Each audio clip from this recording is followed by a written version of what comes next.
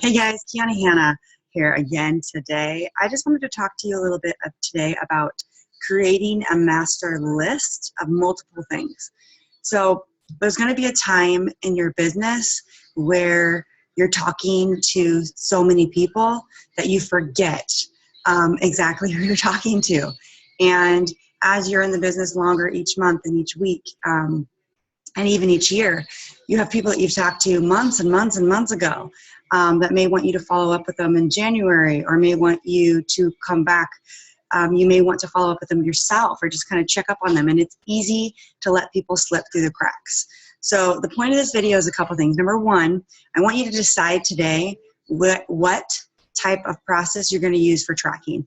And that kind of may take a little bit of trial and error. Because for a long time, I thought you had to track everything on a computer or a business activity tracker or in an Excel program doc sheet or, Asana, which is a follow-up contact list program. There's lots of different things out there, but I have always just fallen back to being a paper and pencil person. So in the next couple days, we'll talk about how I organize my business in a 3-ring binder. But I wanted to talk to you a little bit about my lists.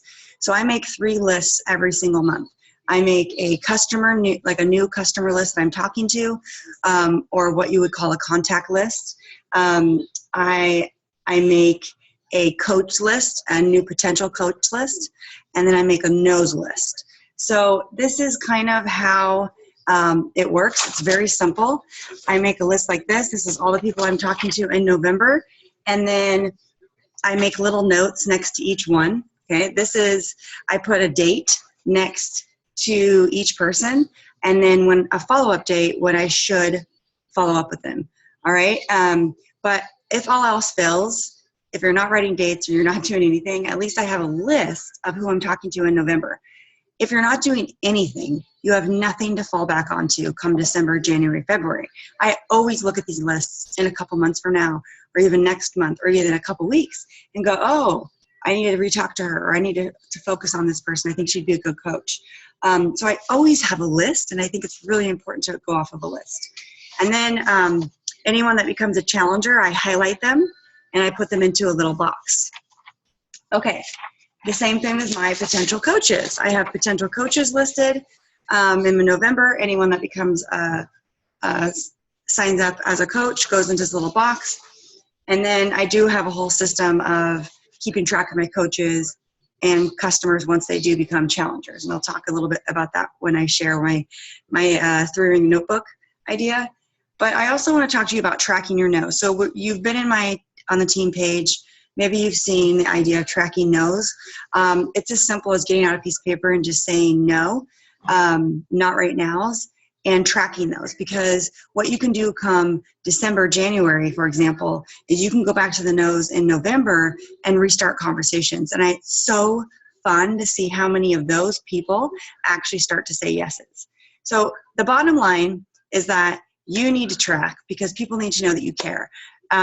You can get by this, like, I keep track through all my Facebook messages. Like, you can just keep scrolling your Facebook messages, but I promise you, you're going to miss someone, and it's going to be a loss for you, whether you lose a coach out of it, or you lose a challenger, or you lose a relationship with someone.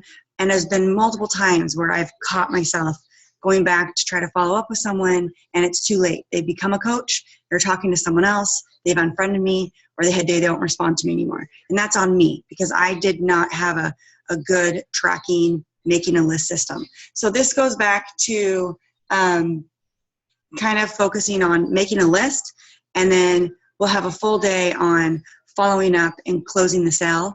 But make sure today that you think about how you're keeping track of people. If Excel works for you, great, use that. Whatever you're going to use more of, and make sure that you are focusing on that, and that it's not too hard for you to keep track. So for me, it's just a pen and paper because I'm a very busy person. There's some times where, I'll write the names in a note section, I'll transfer them onto the paper, but at the end of the day, the names always get put down onto a piece of paper that's 3-ring, That's 3 hole punch and put into my binder so that I can look back at these people that I'm talking to as a master list or a potential coach and people that I don't want to miss out on. I'll tell you right now, in the last 2 years, I get more compliments about following through and following up, and hey, you must be really good at your job because you never forget about me, because I do have a list and I'm able to go back on these conversations and reconnect and refocus and re-engage and let them know that I care. So today, your job is to make sure that you have a way to track your lists. You should be making at least 3 lists, like just a master list, or I like to call potential challenger list, a potential coach list, and then also a no's list. Because your potential challengers, you can always go back and re-invite.